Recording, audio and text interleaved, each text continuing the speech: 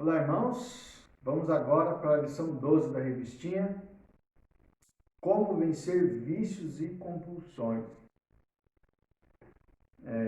Eu, na revistinha do professor, eu não sei se na revista do aluno de vocês tem, mas aqui o autor colocou uma, uma definição de vício e uma definição de compulsão que eu achei bem interessante, essas duas definições.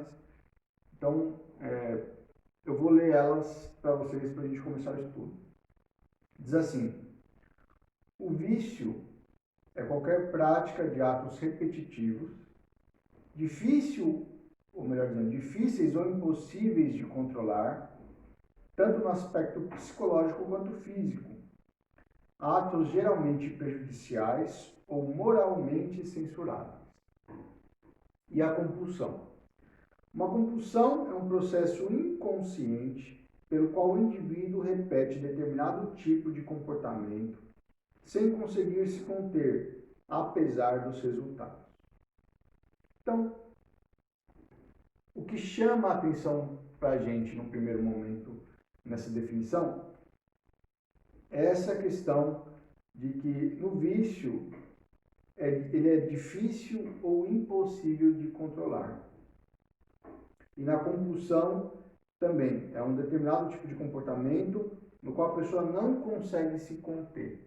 Ou seja, engloba esses dois problemas a questão da perda do domínio próprio.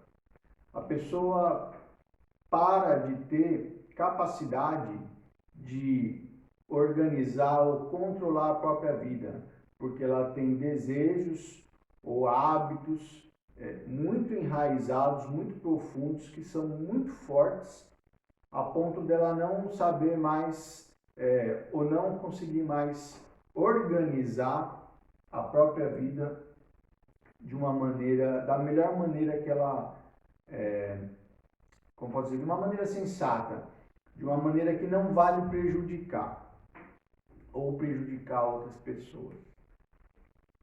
Então, essa característica que é a ausência da liberdade é uma pista, ou já é, digamos assim, um caráter que mostra pra gente que vícios e compulsões são ou estão ligadas ao pecado. Né? Para ficar bem claro, a gente pode pensar, por exemplo, naquela frase que Jesus disse uma vez a respeito das riquezas. Não podeis servir a dois senhores, né? Porque ou você vai amar um e desprezar o outro, você não, uma hora os dois vão competir, seus dois senhores vão competir pelos seus desejos, pelas suas atividades. Então, Deus vai pedir para você fazer alguma coisa, mas o seu vício, a sua compulsão vai querer te levar a fazer outra. E aí, na hora que essas, vamos dizer assim, essas ordens entrarem em conflito dentro de você e você escolher o seu vício e não a Deus, aí vai ficar claro que isso é um pecado. Então, esse é um bom critério para você se perguntar se por um acaso você está imerso em algo desse tipo. Né? Às vezes você já percebeu que algo que você começou a fazer está fazendo você perder o controle, mas você se nega, né? É muito comum a gente entrar em autonegação. Não, na verdade eu estou no domínio disso. Na verdade a coisa não é tão grave assim. Na verdade eu paro com isso a hora que eu quiser, mas não está fazendo nenhum estrago na minha vida, não é nada demais. Mas se você parar para fazer esse teste, o que Deus está querendo de mim agora? E o que o meu vício, a minha compulsão está me levando a fazer? Eu estou fazendo o quê? Eu estou fazendo a vontade de Deus ou eu estou satisfazendo os meus desejos? Se você estiver satisfazendo os seus desejos, o pecado está mais do que caracterizado, né? O pecado é justamente isso, não fazer a vontade de Deus para sua vida. Então, você pode, essa é uma maneira simples de você perceber que você caiu numa armadilha e que agora você tem que se livrar disso. Mas eu quero dar dois exemplos para ser paradigmáticos do que é um vício e uma compulsão, né? Porque as definições são semelhantes, mas do modo como a revistinha escreveu, existe distinção entre os dois. Então, o exemplo claro de vício é quando a gente está debaixo de alguma substância entorpecente, né, como a cocaína. A cocaína, o vício tem essa característica, né? Ele te dá um prazer instantâneo, um prazer momentâneo, que te dá algum alívio, te dá alguma satisfação, mas que apesar dos benefícios que ela traz muitos malefícios acompanhados. E aí, então, essa falta de sensatez, né, será que eu devo trazer isso para a minha vida ou não? Né, porque eu acho que é difícil negar, quer dizer, eu particularmente eu nunca fui usuário, mas acredito que o usuário goste muito, né? Dê uma sensação muito boa para ele quando ele está sob o efeito do entorpecente. Então, ele pensa nesse alívio, nesse prazer que ele vai ter no curto prazo, mas não pensa nas consequências de longo prazo.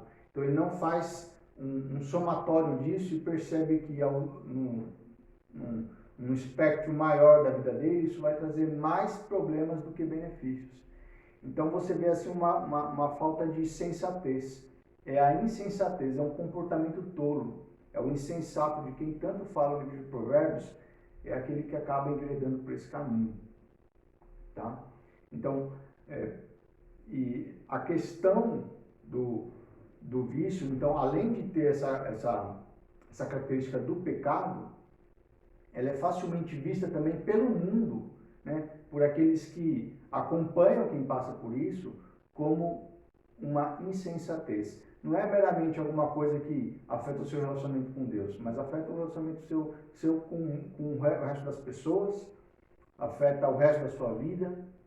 Às vezes tem sequelas que você tem que carregar pelo resto dela. Então é uma armadilha muito grande. E um outro exemplo, agora eu quero dar um exemplo, né, mais paradigmático do que seria a compulsão.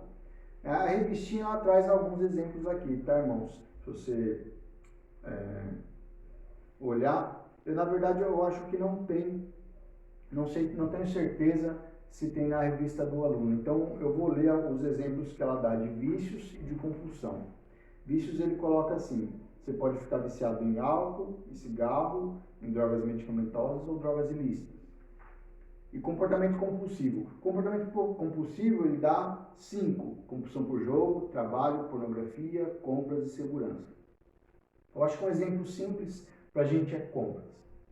Porque nossa sociedade é bastante consumista, né? A gente vive muito nesse ambiente de propagandas, de shoppings, de lojas, e a gente pode não perceber, mas muitas vezes a gente compra coisas que nós não precisamos. A gente compra coisas pela satisfação que nós sentimos em tê-las, né? Isso existe um mecanismo muito conhecido já no nosso cérebro, que é a questão de que quando a gente tem alguma novidade, passa por alguma experiência nova, a gente ativa mecanismos que nos dão prazer, né? A substância que é chamada assim é dopamina, é o nome da substância que é ativada no nosso cérebro que nos dá uma sensação de prazer. Então toda vez que a gente passa por alguma atividade nova, alguma coisa nova, né, alguma descoberta, alguma experiência nova, a gente sente um certo prazer. E isso é normal, isso é legítimo. Tá certo, Deus colocou esse mecanismo aqui dentro da gente que é para a gente ter alegria em experimentar coisas novas. Mas, de novo, é uma coisa pela qual a gente não pode se deixar levar. Na nossa sociedade, comprar coisa é muito fácil, né? Você abre o seu celular com um clique e você está comprando, tá mandando vir alguma coisa da sua casa. E você pode se deixar levar por isso, você pode ter problemas e para fugir deles, resolve ir para o shopping, resolve fazer compras, ou resolve ir comer. Sabe, você começa a transformar isso num mecanismo de fuga para os seus problemas. E aí o seu cérebro, que trabalha com padrões, trabalha através da formação de hábitos, acaba formando o hábito de toda vez que você tem um problema, você fugir dele. Seja para, de repente, jogar videogame, seja para fazer compras, seja para comer. E isso pode acabar se transformando numa compulsão, tá? Então, é importante a gente entender isso a respeito de nós mesmos. Nós somos, o ser humano, ele tem hábitos e ele vive criando hábitos, né? Vocês já devem ter percebido que chega no final de semana, você fala assim, nossa, eu vou dormir até tarde. E aí você acorda, no mesmo dia que você acorda todo dia para ir para o trabalho, né? Você fica frustrado, poxa vida, logo hoje que eu podia dormir, não rolou. Mas é porque a gente se move através dos nossos hábitos. O cérebro tem essa tendência em automatizar comportamentos para deixar a nossa parte. Isso é feito de maneira inconsciente. E ele automatiza comportamentos para deixar a nossa parte consciente livre para se dedicar a outras tarefas que exijam mais energia. Então ele vai fazendo isso, ele vai tornando coisas que a gente está fazendo no nosso cotidiano cada vez mais automático, né? Formando hábitos. E isso acaba fortalecendo os sistemas de compulsão e os sistemas de vício, porque viram hábitos, ficam enraizados naquilo que nós somos, até mesmo enraizados no nosso cérebro. Porque quando a gente decide fazer alguma coisa diferente, é como se no nosso cérebro a gente traçasse um caminho novo pelos circuitos, né, que tem ali dentro. Imagina assim, que é como se fosse uma floresta, você está com um facão, você vai fazer algo novo. Ou melhor dizendo, você vai fazer um caminho novo na floresta. Aí você começa lá, corta uns pedaços das árvores e faz mais ou menos um caminho. Na hora que você for fazer isso uma segunda vez, você já tem um caminho mais ou menos pronto. Aí você vai lá, corta um pouco mais e melhora. Você fazer isso muitas vezes, uma hora tem uma trilha. E aí facilmente você caminha por ali. Assim é o nosso cérebro. Ele vai formando caminhos aqui dentro e vai fortalecendo esses caminhos. De tal forma que isso começa a fazer parte de nós, até mesmo da nossa estrutura biológica, bioquímica do nosso cérebro. Então o problema dos vícios e das compulsões, ele é muito sério, ele é muito difícil de você lidar, porque uma vez que você entrou nesse caminho, uma vez que você começou a estabelecer essas rotinas, isso muda até mesmo a sua estrutura interna, a sua estrutura bioquímica. E agora o seu cérebro automatizou e normalmente ele vai procurar fazer aquele caminho. Está mais fácil para ele, não precisa abrir um caminho na floresta de novo. O caminho está aberto. É só passar por lá de novo. É simples, é mais fácil. Esse mecanismo, irmãos, ele acontece até mesmo em outras coisas, em doenças, como por exemplo a depressão. Uma vez eu li a respeito disso. Um dos objetivos dos remédios da depressão é que às vezes o cérebro fica acostumado a ser deprimido. Ele fica acostumado, ele traçou lá os caminhos que vão deixar ele deprimido e ele naturalmente fica voltando para lá. Aí então uma das maneiras conheci um colega que passou por isso. Ele tinha que tomar um remédio que deixava ele bem o tempo todo. Não acontecesse qualquer coisa com a vida dele, ele tinha que ficar bem o tempo todo com o remédio que ele tomava. E isso foi acostumando o cérebro dele a parar de automaticamente entrar em depressão. E depois de algum tempo ele deixou o remédio e começou a ter uma vida normal. Então isso assim, eu estou contando para vocês esses aspectos mais químico-biológicos para a gente ter uma noção de que o ser humano ele é complexo, nós somos espírito, mas nós temos um corpo e aquilo que a gente faz com o nosso corpo importa, né? Importa para as nossas atitudes, importa para como a gente vai viver o nosso cotidiano, importa para os hábitos que a gente vai estabelecer, né? O caráter é formado não só no nosso espírito, mas através das nossas práticas corporais. Não basta meditar, você tem que praticar o bem para você amadurecer na prática do bem. Tá bom? Mas então tá. Então a gente tem esse problema, né? A gente tem um problema de vício, problema de compulsão. Uma vez que a gente se vê numa armadilha dessa, o que a gente pode fazer? Bom, mais uma vez, vou dizer que isso não é minha especialidade, minha área de especialidade. Para quem está se perguntando se eu sei uma coisa, né? Eu sou matemático, tá? Mas eu penso o seguinte, e eu acho que os irmãos à luz da Bíblia vão concordar comigo. Então, o nosso corpo tem limitações. Através das nossas escolhas, através dos nossos hábitos, a gente acaba até mesmo modificando, né, nossas estruturas químico-biológicas, físico-químicas. E aí? Se eu passo muitos anos fazendo isso, 10, 20, 30 anos, 40, tem esperança para mim? De um ponto de vista puramente humano, sinceramente, eu não sei dizer. Né? Como eu disse, essa não é a minha especialidade. Eu não sei.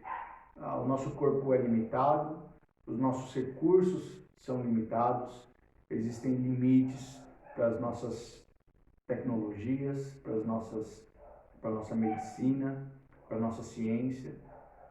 Então, sinceramente, eu não sei. Não sei dizer.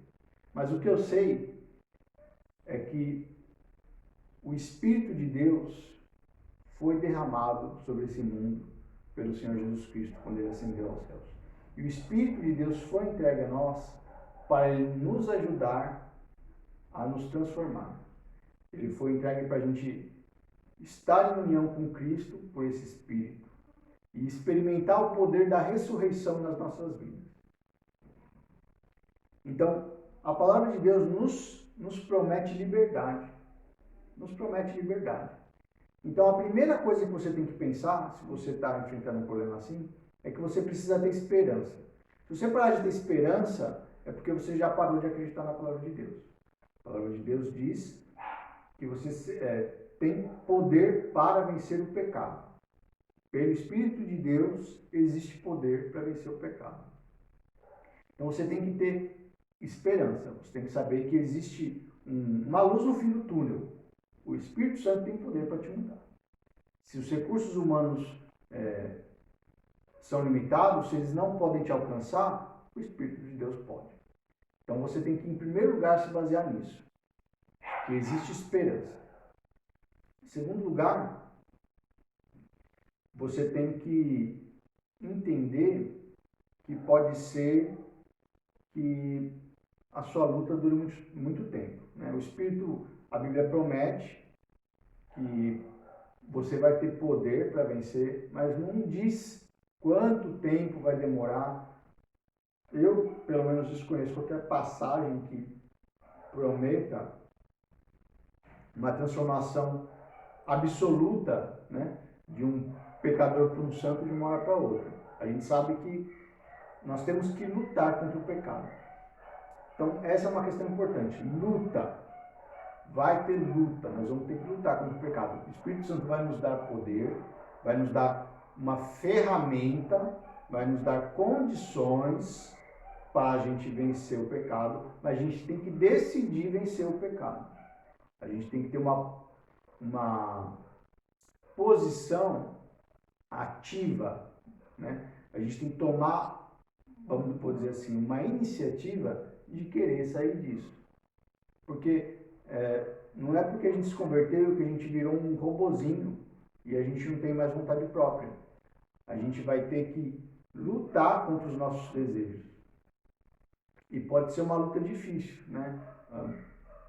o Senhor Jesus disse que a gente deveria tomar a nossa cruz, né? A gente sabe que a cruz é um símbolo de morte, né? A gente tem que morrer para a gente mesmo, para a gente poder seguir a Jesus.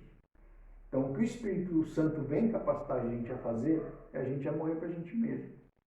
E morrer para a gente mesmo não é fácil, nem para o viciado, nem pelo que está passando por compulsão, nem para ninguém, né? O pecador não quer isso. O nosso coração quer viver para a gente mesmo. Então, a luta para nós morrermos para os nossos desejos é sempre muito alta, sempre muito difícil, sempre custosa, trabalhosa.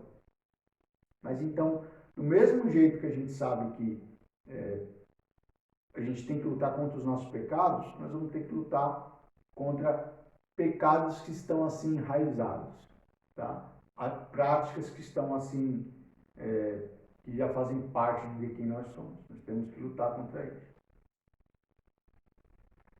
Então, essa é a segunda coisa. A gente vai ter que lutar. Agora, como fazer essa luta, né? Como que eu vou receitar a mesma receita que eu dei alguns estudos atrás. A dieta do boi. Bíblia, oração e igreja. Bíblia, oração e igreja. Por quê?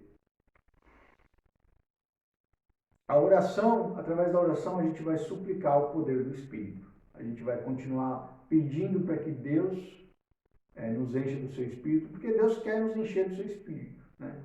Mas pode ser que a gente entristeça o Espírito com os nossos pecados, e quando isso acontecer, a gente tem que ir diante de Deus, tem que pedir perdão e pedir para Deus nos dar cada vez maior uma dose desse Espírito para que a gente possa lidar com ele. A gente precisa orar, a gente precisa estar em comunhão com Deus, a gente precisa estar suplicando para que esse poder venha até nós. Não depende, nós não queremos depender de nós queremos depender do poder de Deus. Mas então a gente precisa pedir, a gente precisa implorar, a gente precisa confiar que apesar dos nossos pecados, Deus é bom, Deus é misericordioso e apesar de nós sermos pecadores, Ele não nos quer ver assim. Então a gente tem que confiar na bondade de Deus, confiar que se a gente suplicar, Ele vai nos ouvir. E vamos ter que insistir, vamos ter que insistir. Vamos ter que ficar ali até Deus nos ouvir. Então, oração, Bíblia.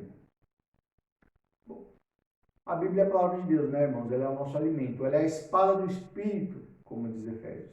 Então, para combater o pecado, a gente precisa da Bíblia. A gente precisa estar cada vez mais estudando a Bíblia, tem que conhecer a Bíblia, tem que decorar a Bíblia, tem que lutar com a Bíblia. Muitas vezes a gente vai ler coisas e não vai entender, né? A Bíblia é a palavra de Deus e tem muita coisa nela que é clara. Graças a Deus nós temos Bíblias em português, né? Ela não foi escrita na nossa língua, mas mesmo assim muitas vezes tem trechos que são difíceis, né? Mesmo Pedro fala sobre isso, que as cartas de Paulo têm trechos que são difíceis. Mas a gente tem que lutar, tem que ser paciente, tem que ir absorvendo o modo de pensar da Bíblia para a gente ir cada vez mais entendendo ela melhor, tá? Então, e essa Bíblia, esse pão, né? Essa espada é o que é o que vai nos dar forças, é o que o Espírito vai usar para lutar contra o pecado. Então, Bíblia, oração, igreja. Igreja, meus irmãos. Vou falar assim, ó, igreja e culto, tá? Porque a igreja somos nós. Então, o que eu quero dizer com isso, quando eu falo que a igreja é importante? É porque você pode precisar de outras pessoas para lidar com o seu problema, né? O vício ou compulsão, como qualquer pecado, eu acredito que, em primeiro lugar, todo pecado que a gente tem, a gente deve tentar trabalhar nós e Deus, né? Se todo pecado que você tiver, se for conversar com outra pessoa a respeito, eu acho que você não vai ter tempo para isso, porque nós erramos, nós falhamos em muitas coisas. Mas, então, todo pecado, em primeiro lugar, você procura resolver entre você e Deus, pede ajuda para Deus, estuda, trabalha. Se você percebeu que não está conseguindo sozinho, Deus te colocou como parte do edifício da igreja. Só que como parte do edifício da igreja, você tem que ser edificado. E Deus colocou os outros membros na igreja como instrumentos para a sua edificação, assim como você é para a edificação deles. Mas então, esse é o instrumento, inclusive, que o Espírito Santo colocou na sua vida para a sua edificação. Seus irmãos. Então, uma das maneiras pelo qual o Espírito Santo vai trabalhar na sua vida é através dos seus irmãos. Então, você tem que ir e procurar um irmão. De repente, ele pode te dar um conselho. De repente, porque você vai estudar a Bíblia, daí você fala, tá bom, vou começar por Gênesis. Aí você vai levar um ano lendo da Bíblia inteira para tentar procurar uma passagem que vai te ajudar, entendeu? Se você tiver um irmão que já entende mais da Bíblia, já passou por uma situação assim, já é mais maduro na fé, ele pode te ajudar. Então, inclusive, né, o Espírito dá dons para os membros da igreja para que eles possam edificar uns aos outros. Então, não só as pessoas são instrumentos para edificação, mas o Espírito capacita com dons espirituais essas pessoas para te edificar. Então, não despreze isso. Está passando por uma dificuldade assim, seja humilde. Você vai ter que ser humilde. Você vai ter que reconhecer que você precisa de alguém para estar do seu lado. Aí essa pessoa vai poder te ajudar de várias maneiras, não só com a palavra também, né? Ela pode ser um ombro amigo, um ouvido amigo, né? E se você é um homem, procura um homem, tá, irmão, para te ajudar. E se você é uma mulher, procura uma mulher para te ajudar, para evitar maus entendidos, tá? Então ele vai ser um ombro amigo, vai ser um ouvido amigo, vai ser alguém que na hora da tentação pode ser uma pessoa com quem você pode conversar, ou se você pecou, você pode confessar esse pecado para seu irmão, pedir para ele te ajudar, orar por você, tá? Então a igreja nesse sentido, ela é uma ferramenta muito importante. E no último ponto, eu quero falar do culto. Por que o culto? O culto, meus irmãos, a gente precisa desenvolver melhor a nossa teologia do culto, né? O pastor já tem trabalhado nisso, deu alguns sermões sobre isso, mas o culto, eu vou dar um exemplo que eu acho interessante, está no livro do Apocalipse. O livro do Apocalipse é um livro muito difícil, né? Tem muitos símbolos, tem muita coisa para ser interpretada, mas eu acho que uma das coisas que estão claras ali é que a gente vê um culto acontecendo. Nós vemos louvores, nós vemos um livro sendo aberto, né? Nós vemos um evangelho sendo pregado, sendo dado para ser pregado. Então, o que a gente vê aqui no céu está acontecendo um tipo de culto. E enquanto esse culto acontece, o mundo vai ficando de cabeça para baixo. Né? O mundo vai sendo transformado. O culto é uma das, talvez, a ferramenta pela qual Deus transforma o mundo. É um momento em que, na hora que os santos se reúnem para cultuar a Deus, Deus intervém, Deus visita o mundo e começa a transformar as coisas. E assim é nas nossas vidas também. Né? Numa meditação que a gente fez lá na igreja, a gente falou sobre como nós somos sacrifícios vivos na hora do culto. Né? É um momento em que a espada de Deus nos fere, nos corta, para vir então o seu Espírito nos transformar. Então, quando a gente adora a Deus, nós somos transformados. Então, a gente precisa participar do culto.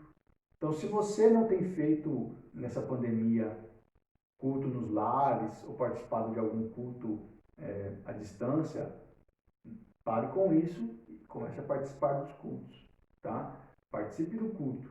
Através do culto, através da adoração, o seu ser é transformado, a sua vida é transformada e Deus transforma o mundo. Tá legal?